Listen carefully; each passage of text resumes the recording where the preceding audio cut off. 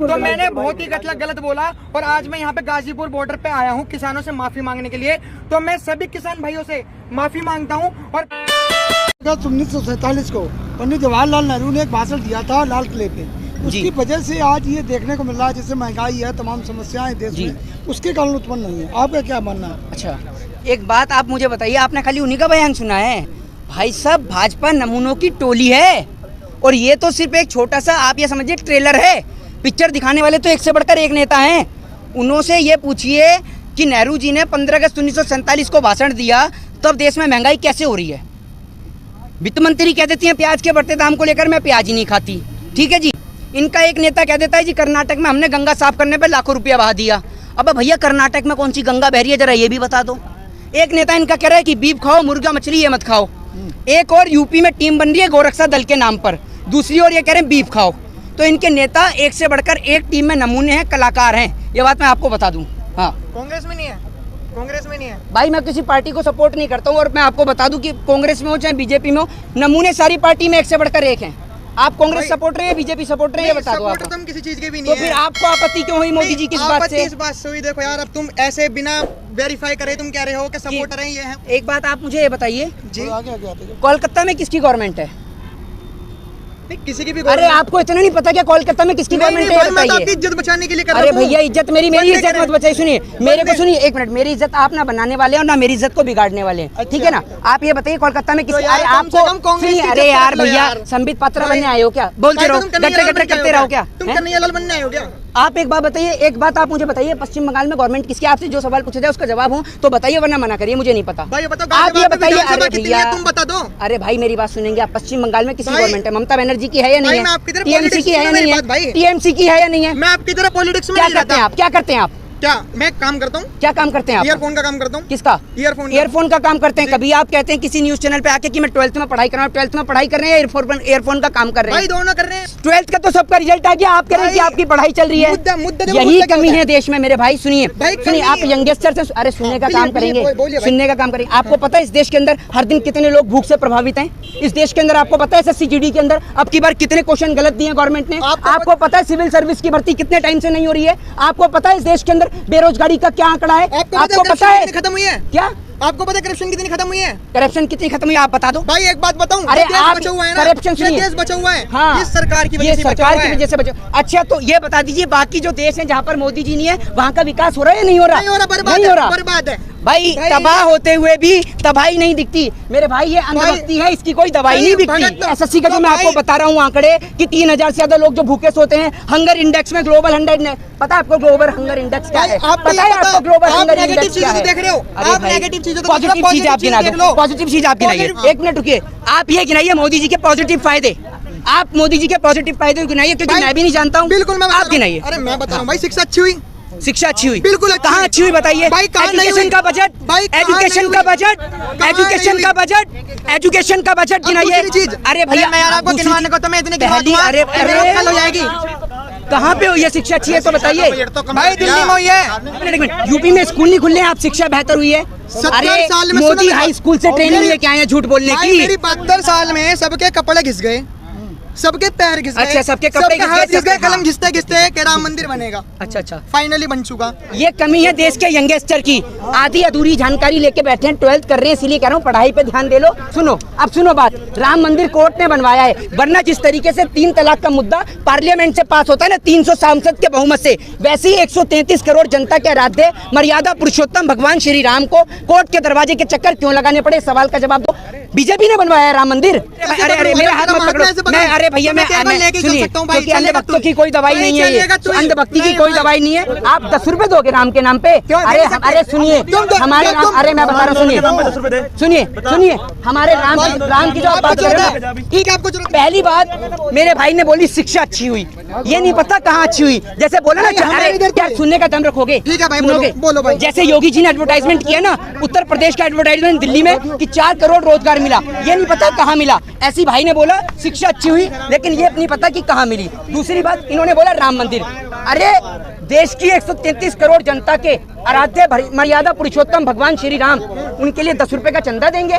अरे देश के अंदर ऐसे ऐसे लोग हैं, सरकार है जो हिंदुओं की सरकार अपने आप को बताती है, वो राम के नाम पे चंदा मांगती है। नया संसद बनाने के लिए, पीएम कार्यालय बनाने के लिए कोई चंदा नहीं, और राम के नाम पे चंदा। किसान बैठा हुआ है, इसको किसने चंदा दिया है? ये बैठा हुआ है, आपको अच्छा लगता होगा ना? बिल्कुल अच्छा नहीं लगता भाई। तो अच्छा नहीं लगता तो ये मोदी जी से कहते क्यों नहीं? आपके या आपकी सरकार के किसी नेता की इतनी औकात नहीं है कि इनके हाथों को खरीद सके, इनकी कीमत लगा सके। सुनिए, अरे सुनने का दम रखिए, सुनने का दम रखिए। ये हाथ जो देख रहे हैं, इनकी जो खाल सुकड़ी है, ये घर में बैठ के या फिर वो पीएम कार्यालय में बैठ के नहीं हुई। इन्होंने पैसा अपना सींच के, जब सुबह 4 बजे प्रधानमंत्री मोदी अपने कार्यालय में बैठे होते हैं ना, तब ये उठकर देश की जनता के लिए पेट भरता है। और दुर्भाग्य इस बात का है कि आप जैसे लोग इसके हाथ का अनाज खाते हैं और गाली भी इसी को देते हैं। इसीलिए कहता हूँ, समझिए, पढ़िए, लिखिए। मैं तो अनपढ़ हूँ, आप एजुकेटेड हो। आप ये बताओ, अगर 3000 करोड़ रुपए अगर पूरे देश में बांटे जाते तो कितने रुपए आते हैं? एक बात आप, हाँ मैं आपको बताता हूँ, 133 करोड़ की आबादी है, 3000 करोड़ की सरदार पटेल की मूर्ति का जो रॉ मटेरियल आपने बताया, इसको ये सुनिए, ये संबित पात्रा वाले एक्शन जो डिबेट्स वाले हैं ना, ये वहाँ दिखाइएगा। पहले ये बताइए, देश की आबादी कितनी है, जनसंख्या कितनी है? 135 करोड़। और अगर 135 करोड़ नहीं हुई तो फिर क्या करेंगे? पहली बात तो फिर तुमने स्टैटिक्स नहीं पढ़ी। ऑफिशियल स्टैटिक्स आंकड़ा पढ़िए, ऑफिशियल स्टैटिक्स आंकड़ा पढ़िए। आज तक कभी भाई होता ही नहीं है, ऑफिशियल नहीं होता, नहीं होता भाई। कौन कहाँ नहीं होता? कोरोना के चक्कर में हमारी देश की इकोनॉमिक्स इतनी डाउन हो चुकी है ना ब्रो। देखो यार, ये पढ़ के मत बोलना यार। अरे मैं पढ़ रही है, मैं फोन आ रहा है, फोन भी नहीं देखे तो हमारे देश की इकोनॉमिक्स कैसे होगी? जितनी आपकी मर्जी है, उससे छोटी उम्र से बोल रहा हूँ, जो पढ़ने की मुझे जरूरत नहीं है, ठीक है ना? आप कृषि कानून के बारे में बताइए, ठीक है ना? कृषि कानून के बारे में बताइए, आप बताइए कृषि कानून के बारे में बताइए। पढ़ लिया हो तो किसी तो भाई 3 कानून है कृषि कानून। अरे बताइए, व्हाट इज द, अरे यार एक मिनट सुनिए, एक minute, what is the meaning of contract farming? What is the meaning of contract farming? क्या है कॉन्ट्रैक्ट फार्मिंग? अरे मेरी बात तो सुनिए, what is the meaning of contract farming बताइए। बता रहा हूँ भाई, कब बताएंगे? कल बताएंगे। सुनेगा तभी तो बताऊंगा। क्या 24 करोड़? सुनेगा तो बताऊंगा। 24 करोड़ किसान है अपने देश में, उधर उधर लगभग 24 करोड़ किसान है देश में, जिसमें कि 10 करोड़ किसानों के पास अपनी जमीन है, 14 करोड़ किसानों के पास नहीं है। भारत एक कृषि प्रधान देश है और 70% जनता कृषि के ऊपर आरक्षित और निर्धारित है। मुझे तो ठीक पता है ही नहीं ना? आपको पता ही नहीं, 24 करोड़ किसान, 24 करोड़ किसान, मोदी जी के घर का डाटा है 24 करोड़ किसान। यहाँ देश में 80 करोड़ किसान गवर्नमेंट ऑफिशियल डाटा देती है, और आप सच बता रहे हैं 24 करोड़ का। फार्म सर्विस एक्ट 2020 बताइए क्या है? फार्म सर्विस एक्ट 2020 की नहीं है। अरे ये घुमाइए मत, ये नहीं घूमने वाले। सुनिए, अरे सुनिए, फार्म सर्विस एक्ट 2020 की नहीं है। अरे पहले सरकार विकल्प नहीं दे रही, जो बाजार है सरकार ने कहा अपने पास से बेचो, हमारे से रिलेशन खत्म। अच्छा, हाँ। अरे मतलब जो एक बात बताइए, गन्ने की फसल 2 दिन में सूख जाता है गन्ना। किसी ने गन्ना उगाया, मान लीजिए 5 टन गन्ना उगाया, तो उसको लेकर भोपाल जाएगा, इतने का डीजल फूकेगा, है ना? डीजल फूकने के बाद में फिर उसमें टोल टैक्स भी देगा, और तब जाके देखेगा तो गन्ना तो सूखा पड़ा हुआ है, तो सरकार क्यों नहीं लेगी? और एक बात बताइए, ये मोबाइल फोन है, अब सुनिए, और घर पे जाके बताइएगा भी और भी लोगों को, ये मोबाइल फोन है। अगर इस मोबाइल फोन का स्टॉक खत्म हो गया ना, सिर्फ मेरे पास ही आ गया, तो बाजार में इसकी कीमत बढ़ जाएगी। इसको इकोनॉमिक्स बोलते हैं, ठीक है? पता है? हाँ, सुनिएगा, सुनिएगा, हाँ, ठीक है? तो अगर आप अनाज को रखने का स्टोरेज दे देंगे, किसान के हाथ से हटाकर अंबानी अडानी को दे देंगे, एक मिनट, गंगा जी से 1 बाल्टी पानी भरो चाहे 1000 बाल्टी नहीं भरो, कोई पैसा लेता है? नहीं लेता ना।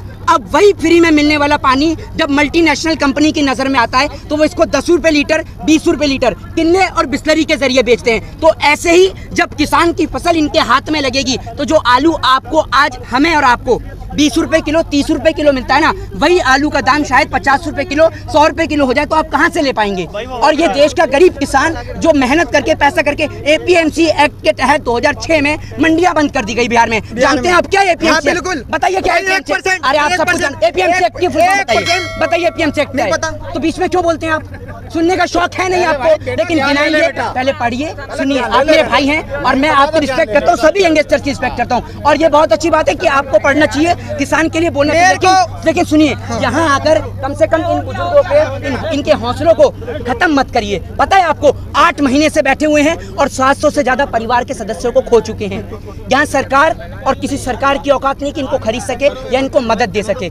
ये यहाँ बैठे हुए हैं सिर्फ इसलिए कि अपनी आने वाली पीढ़ी को बचा सके इन गुलामी की जंजीरों से, ठीक है? तो यहाँ खड़े होकर ये मुंह में नखून चबाने से कुछ नहीं होगा। अगर आप इन्हें समर्थन देने के लिए, समर्थन देने के लिए, सुनिए, 2 समोसे के आपको खाना भी खिलाएंगे, 2 समोसे भी, सुनिए, 2 समोसे ये आपको खाना भी खिला के भेजेंगे, खाना भी खिला के भेजेंगे आपको, ठीक है? और पूरे देश को, किसानों का, अरे इतना बड़ा दिल है, आपके परिवार को भी लंगर खिलाएंगे। मैं तो 2 समोसे का खाना भी खाता हूँ। अरे पूरा देश इन किसान का अनाज खाता है। आंदोलन को बदनाम नहीं करूंगा और यहाँ मैं सभी किसानों से माफी मांगता हूँ। बोलो आप इस बात को। मतलब मैंने न्यूज 24 में मेरे को नॉलेज नहीं थी किसी भी चीज की, लेकिन मैं ऐसे ही चला गया और मतलब हाँ मैं बहस करने के लिए, और मैंने किसानों के बारे में मतलब उसने मुद्दा उठाया था कि किसान ऐसे ऐसे आ रहे हैं, कुछ लोगों का कहना है कि पैसों में आ रहे हैं, ये है वो है, तो मैंने बहुत ही गलत बोला और आज मैं यहाँ पे गाजीपुर बॉर्डर पे आया हूँ किसानों से माफी मांगने के लिए। तो मैं सभी किसान भाइयों से माफी मांगता हूँ और मैं यहाँ पे जैसे आया मैंने यहाँ के हालात देखे, क्योंकि मतलब बहुत लोग कह रहे थे कि यहाँ किसान पैसों में आते आप बोलो मैं दोबारा कभी ऐसा काम नहीं करूंगा, ऐसा काम नहीं करूंगा। आप बोलो कि मैं दोबारा ऐसा काम नहीं करूंगा, मैं दोबारा ऐसा काम नहीं करूंगा। और भाई ये मैंने, और ये बोलिए कि यहाँ कोई किसान पैसों से नहीं आता है। मैंने यहाँ पे आके देखा कि ये लंगर वंगर काफी बहुत अच्छी तरीके से, मतलब मैं पहले हाँ लंगर भंडारा में मतलब मैं पहली बार आया तो मैंने यहाँ पे भी खाया, उन्होंने मतलब मेरे को बहुत ज्यादा इज्जत से खिलाया, पता होते हुए भी कि मैंने किसानों के बारे में ऐसा बोला है और मतलब मेरे को इतना अच्छा लगा। तो मैं सॉरी कहना चाहूंगा और जितने भी युवक हैं जो सोच रहे हैं, जिनकी ब्रेन मेंटालिटी ऐसी है कि मतलब किसान पैसों में आते हैं, ऐसा कुछ भी नहीं है। मैं यहाँ पे आके देखा और मैंने यहाँ पे आके